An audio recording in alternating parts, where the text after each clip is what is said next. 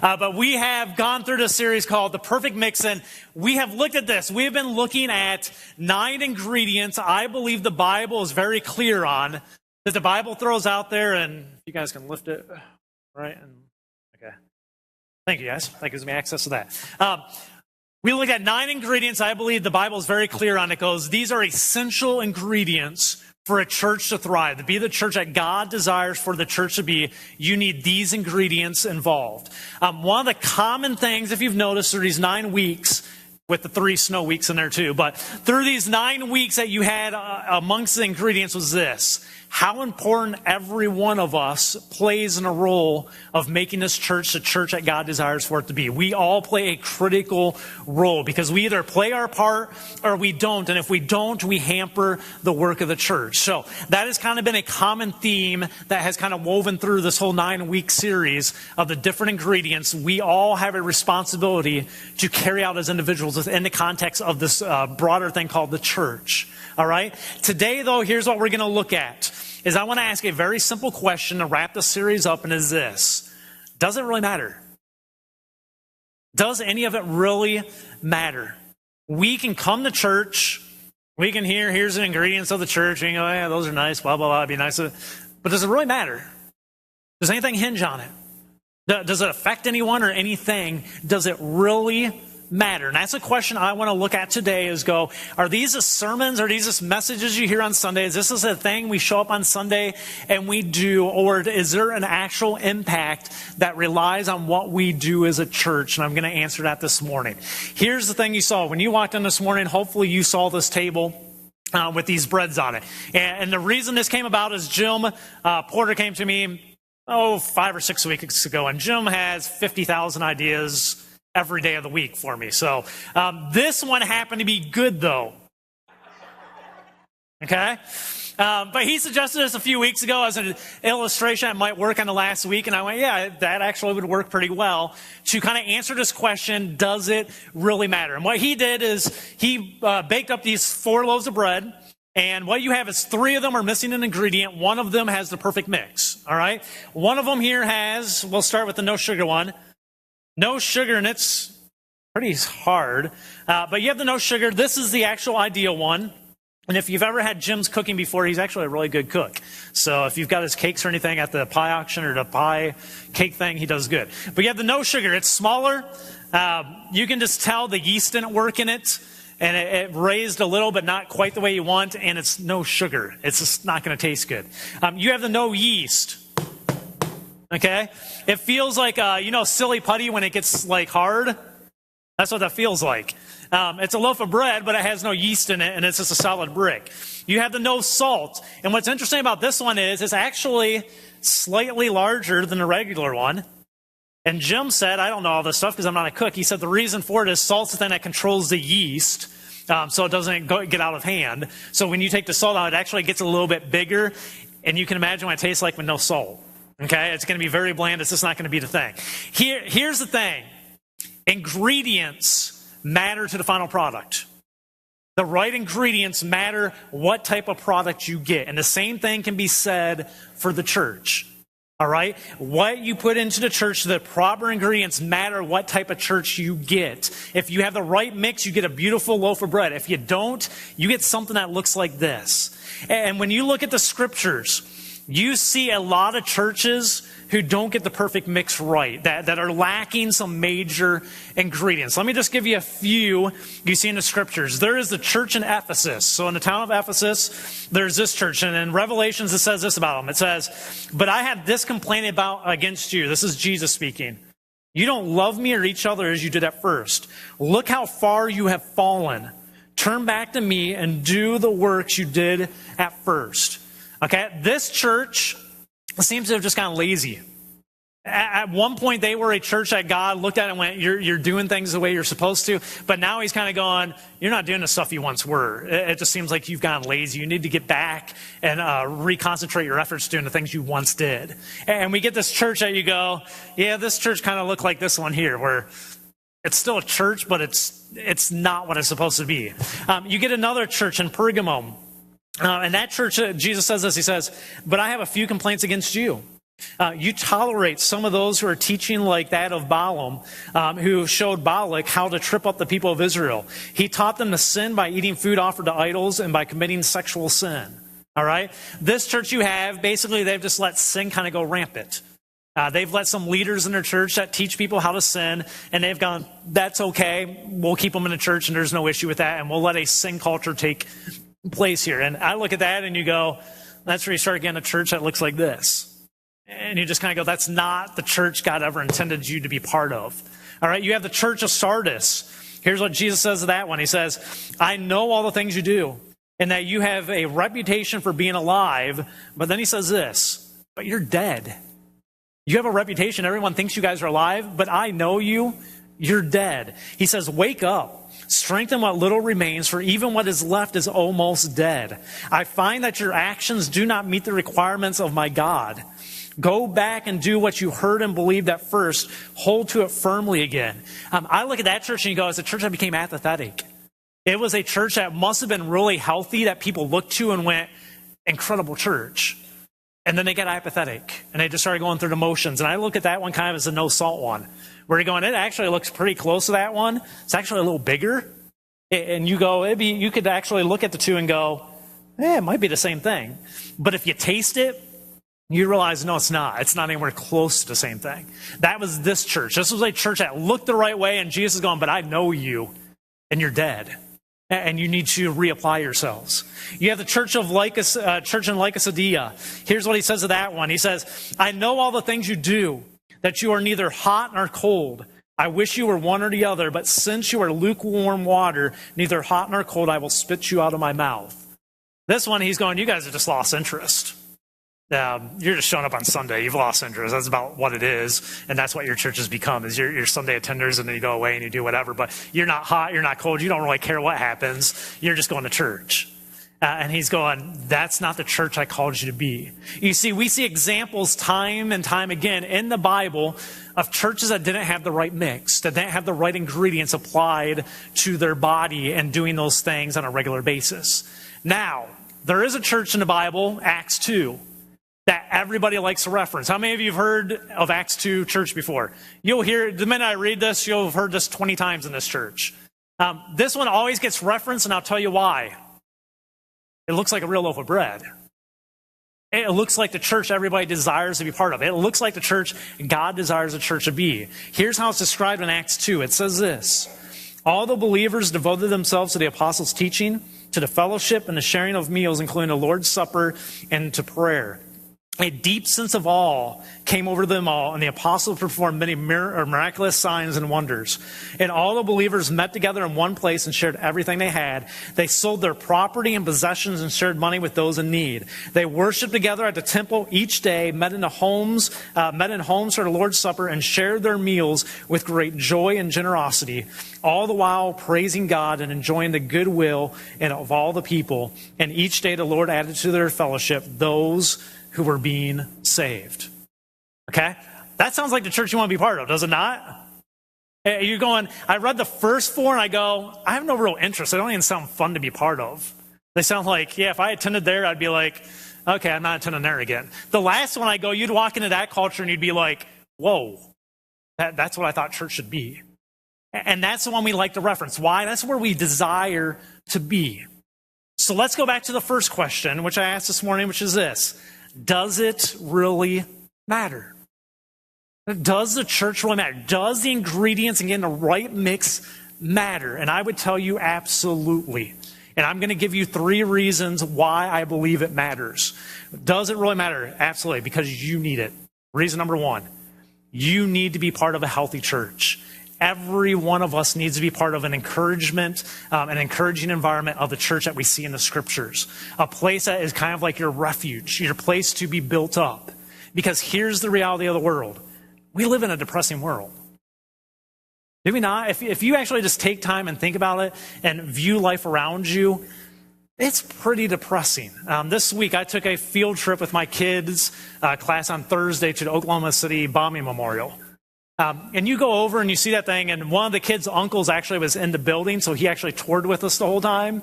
So it was interesting because he was on like the bottom floor, and he had his desk blown up over him, and the ceiling tiles on him, and was stuck inside for I think an hour and a half. And he was there, and he led us through everything and talking about it. But I remember Gideon's question to me was this. He looked at me at one point when we were going through it, and it was the first time they had the pictures where you could see the side of the building blown off. And Gideon looked at me and he goes, "Why would someone do that?" And I went, "There's just evil. Some people are just evil, Gid. People are just, it's crazy. Some people are just evil." And we see stuff like that around the world constantly where you go, it's depressing. Let's get more to an everyday level. I walk these streets. I drive around here. I go to Walmart every day. I'm sorry. It's depressing seeing the number of young moms. It's depressing seeing the number of teenagers that are dating and stuff, and there's a pregnant girl there with them, and they're both like 16. And you can tell they look depressed. You can tell nothing's good coming from that. You look at it, and if you know the stats, you know what that leads to, which is poverty most of the rest of their lives. And it's broken people. Everywhere you look, broken people. You drive down the streets, you see the people holding their signs up asking for food and donations. You walk into the supermarket and you see people with their kids and stuff, and you can just see how depressed they look. If you look at people in their cars, I do this all the time. I don't know if this is weird. I always look at my rearview mirror, the people behind me, and you can see the couples in the cars and stuff, and you can see them yelling at each other. Have you ever seen that? Where you see them, it's regular. Them yelling at each other in the front seat, or they have their kid in their front seat and they're yelling at each other.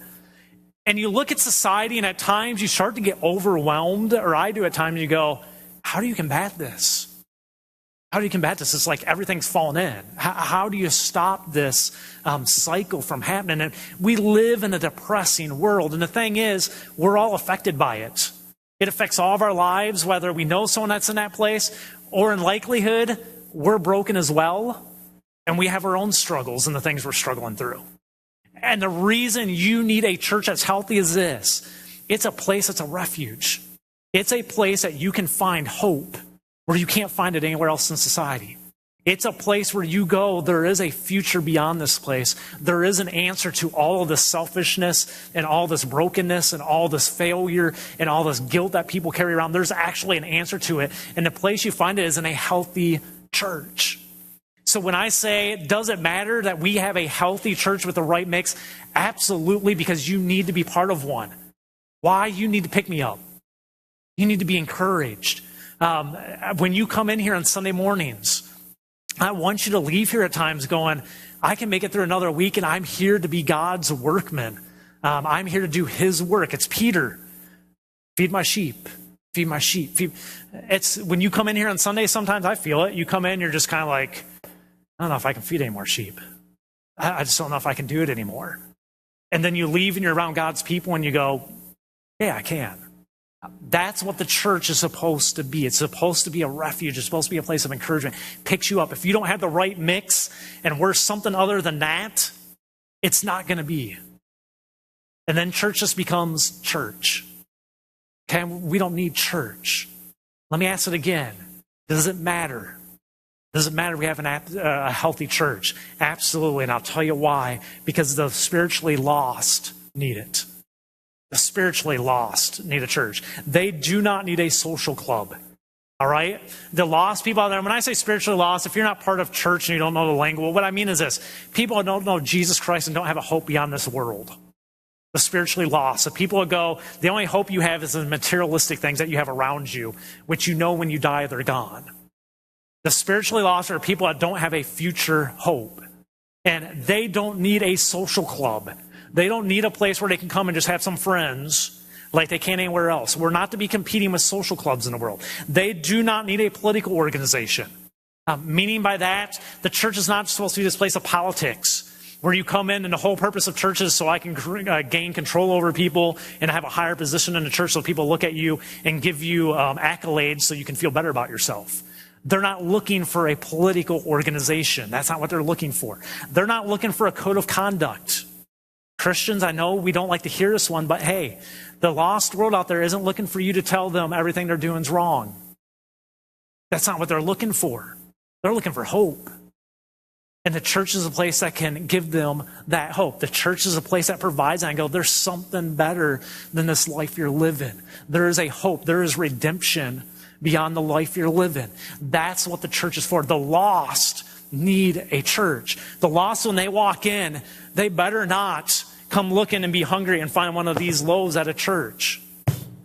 Why? It's not going to meet their hunger. They're going to go, it tastes like garbage. They're going to go, why would I want to be part of that? All right? Why is the church in America dying? A lot of our churches have become this. And we've gotten okay with that. We will not.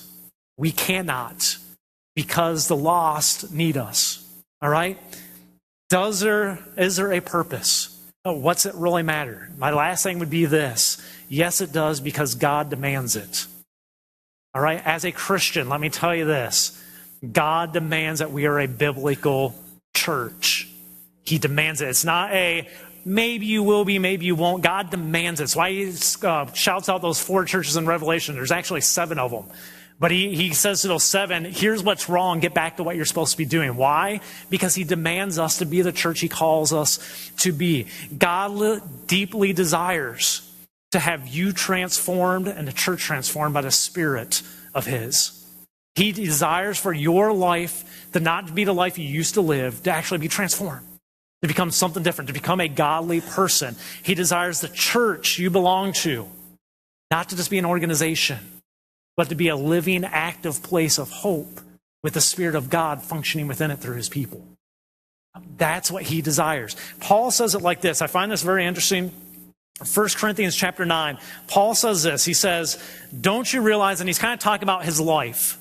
And he says, don't you realize in a race, everyone runs, but only one person gets the prize. So he says, when you're in a race, how many of you have ever been in a race or any type of competition? Okay? Almost all of us. When you're in a race or any type of competition, only one person gets a prize, except that's kind of changed in America today because we don't have like losers anymore. So like everybody's like first place and you're like, no, in reality, you're not all first place. One person is. Okay, there's always a winner. That's how the world's supposed to work. But he brings up back in the old day when the world still worked the way it did, which is you have winners and you have people that aren't winners. He says when you run a race, there's only one winner. You might have 100 people, only one wins. And here's what's interesting, because he's tying this into a spiritual walk. And he says this, so run to what? Run to win. Run to win. Don't run just to be part of the crowd. Don't run to come in second place. Don't run just to be in the mix. Run to win. Apply everything you have to winning. Then he says, all athletes are disciplined in their training. They do it to win a prize that will fade away, but you do it for an eternal prize. He says, so I run with purpose in every step. I am not shadowboxing. I discipline my body like an athlete, training to do what it should. Otherwise, I fear that after preaching to others, I myself might be disqualified. Paul's interesting take on the church and on his own personal life is this. Everybody wants to run. Only certain people really apply themselves to it to win. And he goes, I discipline myself so I can be the person God calls me to be, to have the impact on the people that he calls me to have. This happens to be the passage, if you were here last week, right after he talks about I become all things to all men so I might win some. It goes directly right into this then. A lot of people run. A lot of people say they want to be the perfect mix at the right church. A lot of people say they want to be the person God calls them to be. But a lot of people are just content going, that's what I'm thinking about doing. And Paul says, win to run it, or run to win it. You want to win, which means you apply every effort you have in your life and you apply it to the pursuit of being the person God calls you to be. We as a church must pursue being the right type of church with the same passion, because God demands it. Here's what I want to leave you with in this series is this. Folks, you have one life. You get one chance to do this right. All right? You're not going to get rebirthed and have another shot at this. You got one life. I don't know what tomorrow brings. You aren't guaranteed of it. You aren't. We talked about this a little bit in Sunday school class this morning. You aren't guaranteed of tomorrow. Anything could happen. The only thing you're guaranteed about is the moment right now and what you do going forward. And when that ends, you don't know. And you get one shot. Do it well. Folks, as a church, We get one shot to be the church God wants us to be. We're here now. We as individuals have to commit to going, we got to play our parts. We cannot just be all in the race together, mixing in the middle. Every one of us has to be the focus to go, I am here to win. Win what? People to Christ. Because that has eternal rewards. The stuff you buy, the cars that you earn, that you're able to earn from your job and go purchase, and the houses you get, it all goes away. One thing that lasts is, do you know Jesus Christ? And to the people that you have interaction with, do they know him? Because that's the hope beyond this world. And this world gets really depressing sometimes. And the church is the thing that's the refuge that gives us hope. So make your life count. Would you pray with me? Heavenly Father, we get so distracted. We so easily get content not being everything you call us to be. We find ways to come up with excuses. We find ways to obfuscate. We find ways to ignore the things that you call us to do and the things you call us to be passionate about. And we get so caught up on the temporal things of this world that really, in the long run, mean nothing. Father, use us to be your hands and to be your feet. Use us as a church to get the mix right, to be committed to the ingredients that you tell us to put into this place, and to each play our role in accomplishing it so that your work can be done. Father, do not let us turn into the churches that you criticize in the book of Revelations, going, you just lost it. I don't know what happened to you people, but something you just lost along the path and you need to get back to where you need to be. Father, let us be that church in Acts 2, where we get to experience your spirit here among us, and just the amazement that can happen within your church when every piece is here doing its job and functioning the way you desire it to function. Father, I know it's possible. I've seen it before, and I pray that, Lord, we see it here as well as we all get in tune and we all make our lives count. So, Father, may this church and may our lives bring glory to your name.